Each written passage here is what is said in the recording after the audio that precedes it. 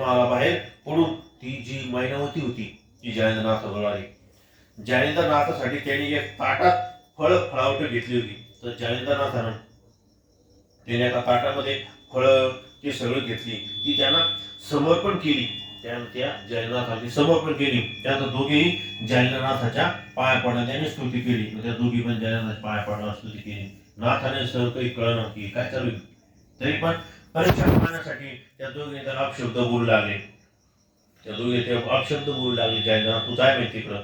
फळे फेकून मारले, दगड फेकून मारले, पण मायनवती राणी काय अजिबात उमगली नाही. ती मायनवती राणी जी होती त्या अजिबात घाबरली नाही. ती शांतपणे उभी होती. तेव्हा तिच्या भक्तीवर पासून जालिंदरनाथाने विचारलं, हे माते तू कोण आहेस? हे माते तू कोण आहे म्हणे, येथे कशासाठी आलेस, हे सविस्तर सांग. मी तुझ्या सेवेत प्रसन्न झालोय. तुला माझ्याकडून दीक्षा हवी का? म्हणजे तुला काय पाहिजे, तुला माझ्याकडून दीक्षा पाहिजे का?